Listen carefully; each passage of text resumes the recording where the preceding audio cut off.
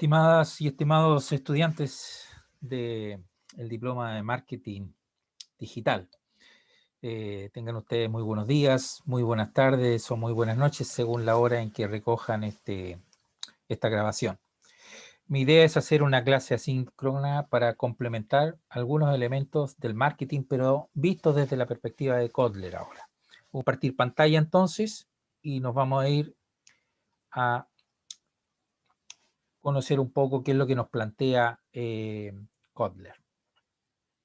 Bien, en principio, lo que nos señala este autor, insisto, desde mi perspectiva, un interesante referente, ¿no? en el marketing.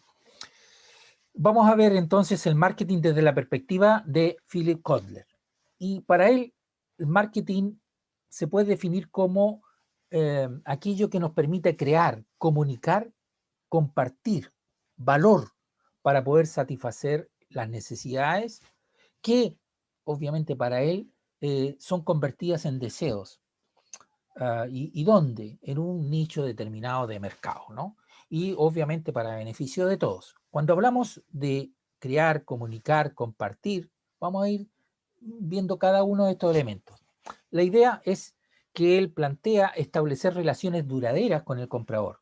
Y el propósito de esto, obviamente, será que el valor que se está creando vaya perdurando en el tiempo. Algo que se complementa con lo que nosotros hemos dicho en sesiones anteriores. Lo anterior entonces nos permite orientarnos a la adquisición de clientes que obviamente nos vayan acompañando en su proceso de compra a lo largo del tiempo. Es decir, creando de alguna manera un ciclo de relación con él, como el ciclo de vida con el cliente que analizamos también en sesiones anteriores. Entonces, si creamos valor, lo comunicamos y compartimos, intentando satisfacer entonces las necesidades de los clientes que se han, de alguna manera, que se han convertido en deseos, y obviamente lo hacemos de forma planificada y perdurable. Entonces, a partir de esto, se generarán clientes que nos van a acompañar, aumentando entonces el valor de nuestra propia empresa o compañía. Esa es un poco la idea global, ¿no? De ese marketing que se orienta a crear, comunicar y compartir. ¿Y compartir qué? Valor. Permítanme, voy a ir pasito por paso. Esto lo vimos también en sesiones anteriores. ¿Qué podemos entender por esta cadena de valor? En principio nos vamos a focalizar en el valor percibido por el cliente, donde el valor va a ser igual a B, vale decir los beneficios percibidos por nuestros clientes, partido por P, es decir, por el precio. Ahora, esta propuesta obviamente se pretende ampliar. ¿A qué? Fundamentalmente a el valor económico más el valor funcional, añadiendo el valor percibido más el valor evaluativo, que son los intangibles. A estos tangibles entonces de valor económico más valor funcional, lo que pretendemos es añadir, adicionar ese valor percibido y el valor evaluativo, ¿no? Estos dos elementos intangibles. Por lo tanto, el valor económico será el valor de contraprestación económica que le da el cliente al producto o servicio que ha recibido. El valor funcional va a ser la utilidad y nivel de conveniencia de uso para el cliente. Por lo tanto, aquí tenemos un valor económico, insisto, que va a ser la contraprestación económica que el propio cliente le va a dar al producto o servicio que recibe. En tanto que el valor funcional va a ser la utilidad y el nivel de conveniencia de uso para ese cliente. ¿Es conveniente? ¿Estoy utilizando correctamente esto? ¿Tiene valor para mí el hacer esto que estoy haciendo con este producto que se me ha puesto a disposición o servicio que se me ha puesto a disposición? El valor percibido, y aquí estoy fundamentalmente en los intangibles, será aquella interpretación psicológica que el cliente recoge del producto y servicio. A ver, ¿qué percibo yo? ¿Cuál es mi percepción? Y esa percepción de este punto de vista será una percepción psicológica. Y por otro lado, y por último, el valor evaluativo. Y este valor evaluativo va a ser aquella valoración según factores sociológicos, es decir, qué sé yo, muchas veces por motivaciones, ¿no? Y qué sé yo, estatus, seguridad, rol, en fin. Estos serían elementos a considerar. Por lo tanto, hemos visto el valor y cuando hablamos de necesidad, ¿a qué se está refiriendo este autor? ¿Qué necesidades tienen las personas que serán nuestra población objetiva? Es la primera pregunta. ¿Qué deseos han sido creados sobre la base de las necesidades reales de nuestra población blanco? Y tenemos por un lado, ¿qué deseos, me pregunto, han sido creados sobre la base de las necesidades que son reales de esa población blanca? ¿Vale? Por lo tanto, sobre la investigación de mercado y ese análisis se va a definir el nicho. Se va a segmentar sobre diversas variables. Se va a desarrollar un proceso donde se diseña el producto o servicio, a partir de estos elementos, obviamente. Se va a trabajar colaborativamente con producción y otras áreas, en términos sistémicos, ¿no? Y obviamente se va a elaborar un servicio. Se desarrollan entonces estrategias de comunicación con el público, todo esto vinculado a todos estos conceptos que estamos trabajando de forma sistémica. Y obviamente lo compartimos promocionándolo y haciéndolo llegar de un lugar a otro para poder beneficiar a los participantes de este proceso. Aquí están las variables del mix, ¿no? Presentes, o una parte de las variables del mix presente. Bien, por lo tanto, satisfacer necesidades que se convierten en deseos, como acabamos de señalar, en un determinado nicho de mercado, que es segmentado. Ahí me dirijo. Y obviamente con la idea de que esto sea un beneficio para todos, incluido obviamente para la organización. Ahora, analicemos este proceso. Ustedes permítanme que yo he estructurado este mapa conceptual a efectos de que pues, se pueda comprender mejor. Bien, si analizamos este proceso y lo analizamos en 5 etapas, atendiendo al proceso cliente-mercado, veremos. ¿Qué veremos?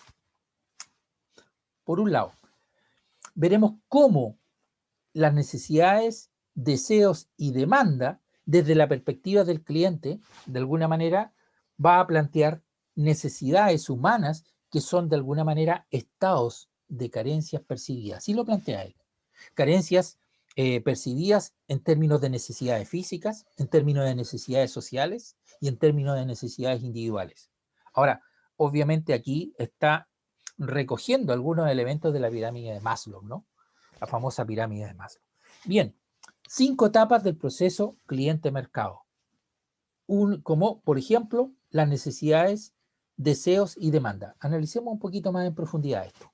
Las necesidades, dice este autor, no se crean, dado que son parte básica del propio ser humano, del carácter, de las características de ese ser humano. Pero dice, una cosa son las necesidades, otra cosa son los deseos.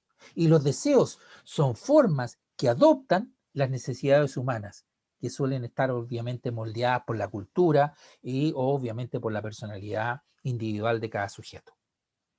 La necesidad, por ejemplo, señala este autor, es alimentarse. El deseo es cómo quiero o puedo satisfacer esa necesidad de alimentarme. Creo que es un ejemplo bastante interesante. Bien, no voy a entrar a cuestionar esto, si las necesidades se crean, si las necesidades se descubren. Bueno, él hace una disquisición entre necesidades y deseos. Las necesidades son partes del propio ser humano, de las características del ser humano. Los deseos son elementos que de alguna manera se van creando, ¿no? Es decir, la necesidad de comer es una cosa y el cómo comemos es otra. Bien, por lo tanto, necesidades, deseos y demanda desde la perspectiva del cliente, siempre desde la perspectiva del cliente. Por lo tanto, necesidades humanas que son, entendidas por este autor, estados de carencia percibidas. Percibimos esa carencia en diferentes nichos de mercado de esos potenciales clientes. ¿Y cuáles podrían ser? Bueno, necesidades de alguna manera físicas, necesidades sociales, necesidades individuales. Y aquí yo insisto, aquí hay elementos que tienen que ver con la pirámide de Maslow, ¿no? La necesidad, qué sé yo, de ropa, de seguridad, de calidez, etcétera, ¿verdad? Son propias de lo que nos planteaba Maslow, ¿no? o parte de ellas. Las necesidades sociales, seguimos en la pirámide de Maslow, ¿no? De pertenencia, todo sujeto quiere pertenecer a un grupo, ser reconocido por aquel grupo y necesita también ese afecto, ¿no? Y por otro lado, él nos plantea las necesidades individuales, ¿no? Necesidades que tienen que ver con el conocimiento, con la propia expresión personal, etc. Yo creo que es más o menos claro. Sigamos en estas etapas, en estas 5 etapas que nos plantea el proceso de marketing, entendido desde la perspectiva cliente-mercado. Ofertas de marketing, nos plantea nuestro autor, ofertas de marketing. Nos dice, si hemos detectado correctamente las necesidades de las que acabamos de hablar, obviamente de nuestra población blanca, podemos de alguna manera configurarlo para convertirlo en deseo. Ya detecto las necesidades, configuremos esto para transformarlo en un deseo, en una expectativa, en un deseo de esta población blanca a la que me estoy dirigiendo. Y entonces estamos ya en condiciones, dice el autor, de ofertar un producto o servicio. En esta etapa de ofertas de marketing, estamos entonces ya en condiciones de poder configurar, diseñar estas ofertas que pueda necesitar nuestros clientes potenciales, ¿no? Nuestro público objetivo. Obviamente para satisfacer esas necesidades, pero, como habíamos señalado, en términos de deseos.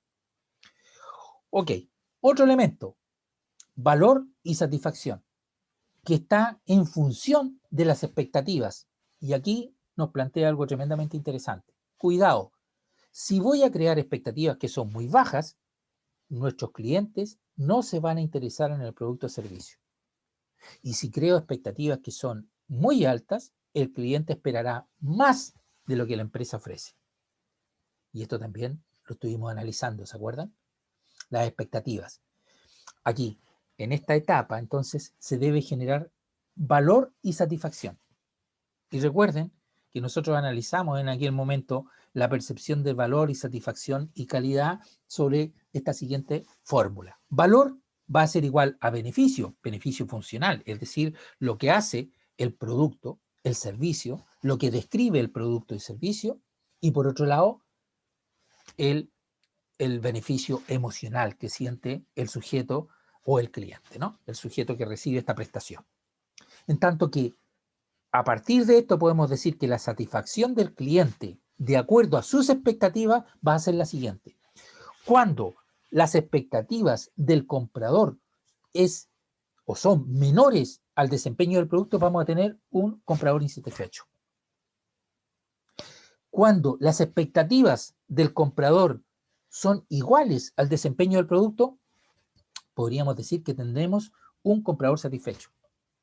Y cuando las expectativas del comprador sean menor al desempeño del producto, entonces tendríamos un comprador encantado.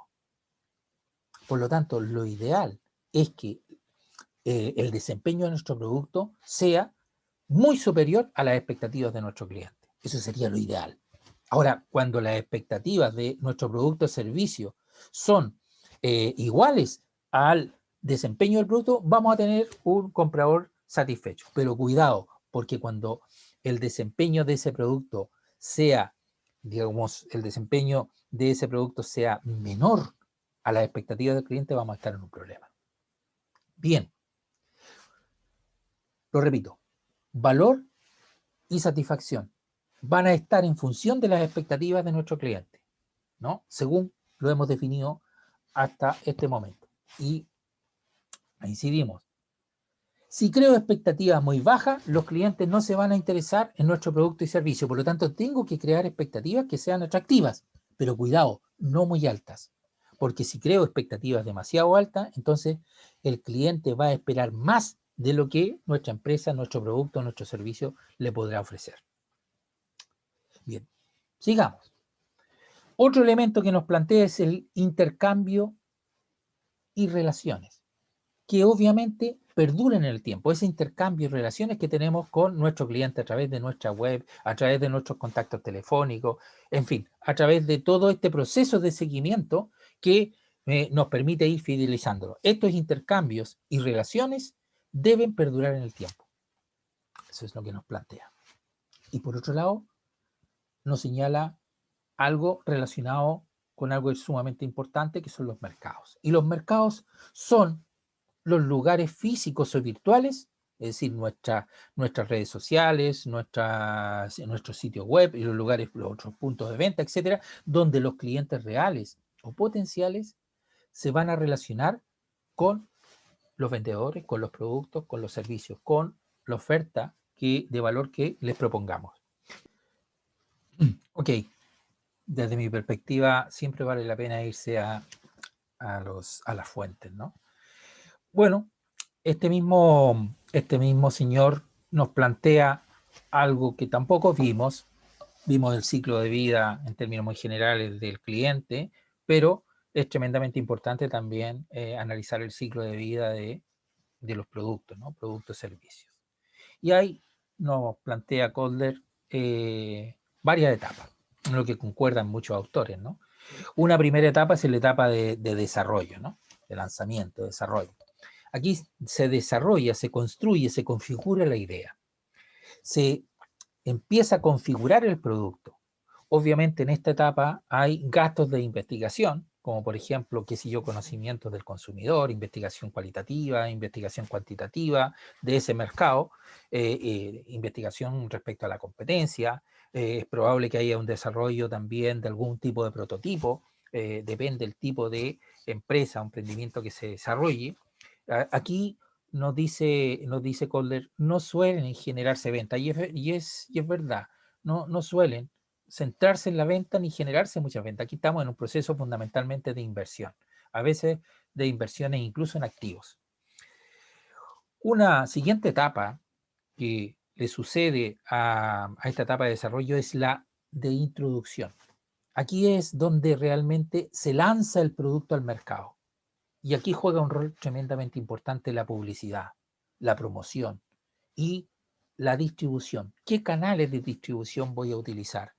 ¿Qué puntos de venta voy a incorporar? ¿Qué intermediarios me van a ayudar en este proceso que nos permita entonces lanzar este producto, que llegue al cliente potencial? Y en la publicidad exactamente, cuál va a ser el eje comunicacional que va a tener este producto, que está vinculado obviamente al servicio, a la promoción y a todos los elementos, a la propia distribución con sus puntos de venta. Es decir, qué elementos serán los que deberán considerarse en la publicidad, en la promoción, en la distribución. Aquí prácticamente no existen todavía utilidades. Esta es una fase que también requiere de inversión, tanto en publicidad como en promoción. Y también requiere un tiempo y mucha paciencia, tranquilidad, paciencia, serenidad. Una siguiente etapa que le sucede al lanzamiento, a la introducción del producto en el mercado es el crecimiento. Y aquí estamos en una etapa de crecimiento del producto. Aquí aumentan las ventas, aumentan también las utilidades, cuando esto se hace bien, obviamente. Aumentan también los competidores.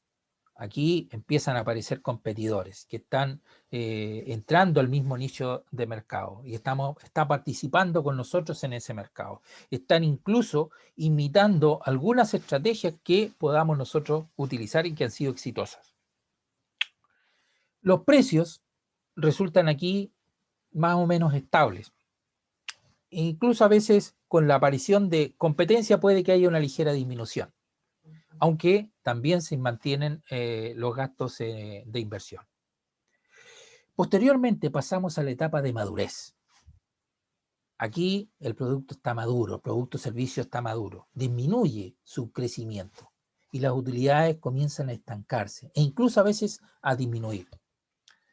Se suele mantener la inversión en marketing. Estamos en un proceso de madurez, mantengamos esta inversión en marketing para mantenernos ahí en el mercado.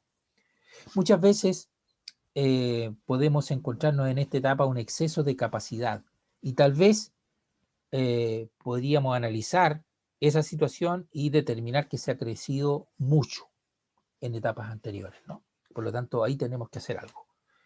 Los precios empiezan o tienden a bajar y obviamente se retiran algunos competidores que son más débiles. Por lo tanto, aquí en la madurez tenemos también la posibilidad de reformular el producto, de reformarlo, a efectos de poder relanzarlo. Esto se hizo con varios productos a lo largo del tiempo, ¿no? Los coches, por ejemplo, los automóviles, utilizaban mucho en esta etapa de madurez, o más bien de decadencia. Ahí es más bien es cuando se hacían este tipo de modificaciones y relanzamiento del producto. Bueno, en la decadencia, que es el paso posterior, aquí las ventas descienden, comienzan a caer las utilidades, cae muchas veces la categoría completa de producto, ¿no? Está muchas veces asociado a eso. Y algunas empresas que venden el producto se empiezan a retirar del mercado. Por lo tanto, mantener el producto podría resultar bastante costoso. Por lo tanto, aquí lo relanzamos, modificamos el producto y vemos cómo funciona, o lo dejamos morir. Veamos un video que, desde mi perspectiva, puede resultar interesante. A ver si lo tengo disponible.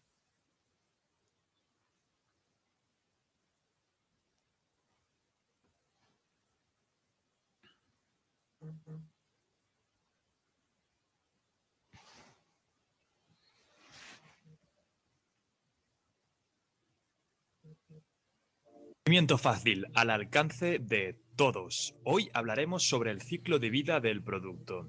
El ciclo de vida del producto está compuesto por 4 fases: la introducción, el crecimiento, la madurez y el declive. Estas etapas se pueden comparar con la vida de un ser humano. La introducción sería como la infancia, donde el humano no puede valerse por sí mismo y necesita atención constante. Es esta la etapa en la que tenemos que estar más encima de nuestro producto. La publicidad ha de estar enfocada a informar de nuestra existencia a los posibles clientes. Los descuentos de promoción tienen que ser más agresivos y el precio ha de ser elevado, ya que si disponemos de una ventaja competitiva, los clientes no tendrán productos más baratos que comprar.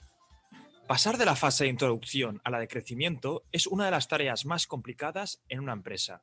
Como describe Geoffrey A. Moore en su libro Crossing the Chasm, saltar de los primeros clientes en adoptar tu producto, los llamados innovadores, a la gran mayoría, es un reto complicado.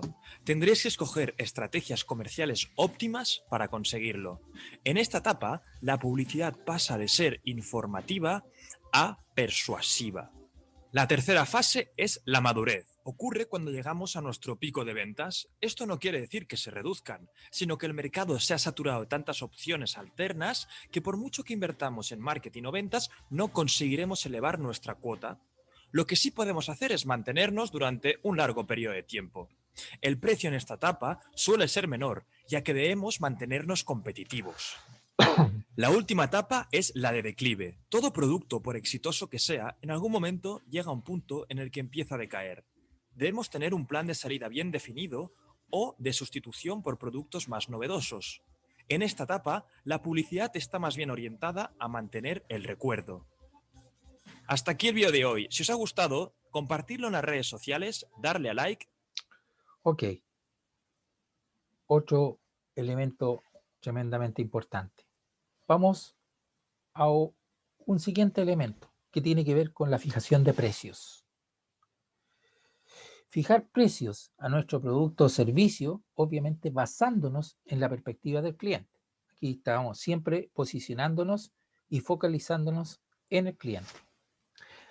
¿Qué características deberíamos considerar? Por un lado, que es parte de la mezcla de las variables del marketing mix, obviamente el precio. La variable precio es la única que nos da utilidades.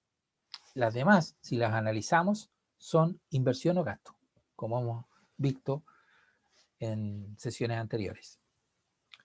Otra característica a considerar es que es uno de los elementos más flexibles. El precio es relativamente fácil de modificar. Es también una herramienta estratégica para crear valor. Es la referencia real que los consumidores tienen en su mente, el precio. Con el precio entonces se puede crear valor, pero también podemos disminuir valor. Podemos bajar el precio para vender más y añadir valor, o podemos incrementar el precio para añadir valor a nuestra cuenta de resultados. El precio tiene sin duda un impacto directo en los resultados, y obviamente eso depende también de la elasticidad. Veamos un poquito más de precisión, con un poquito más de precisión esto. El precio está relacionado obviamente con los ingresos, y los ingresos están relacionados con las utilidades. En medio de ello están los costos fijos y los costos variables. Lo que está claro es que si bajamos el precio y no aumentamos nuestras ventas, no podremos absorber los costos fijos. Y por esta razón, esto está relacionado. ¿Qué está relacionado? Los ingresos con nuestras utilidades. Punto a tener en consideración a la hora de trabajar la estrategia de precio. Y por otro lado, tal vez por último, señalar que es la parte de la creación de valor. ¿Para qué? Fundamentalmente para el volumen de venta o para la categorías de productos, ¿no? Y sin duda de utilidades para nuestra empresa. Fijar precios a nuestro producto o servicio basado en las perspectivas del cliente. Precio desde la perspectiva del marketing puede definirse como la suma de valores que un consumidor le da a un determinado producto o servicio por el cual está dispuesto a entregar una prestación económica, en este caso, su dinero. Y esto se hace presente aquí, en esta situación, en este tema de precios, se hace presente el principio de aplicar el precio en función del valor que el cliente le da al producto o servicio. Es decir, el valor percibido del cliente, sin duda. Voy a dejar hasta aquí y seguramente haré una sesión donde trabajaremos el marketing de salida y el marketing de entrada y al mismo tiempo alguna estrategia de insight. Pero voy a dejar hasta aquí esta sesión para que no les resulte tan pesada. Espero que les haya sido de utilidad. Hasta muy pronto. Espero que les sirva y bueno, ya lo conversaremos en clase si es necesario. Cuídense, que tengan un bonito día. Hasta pronto.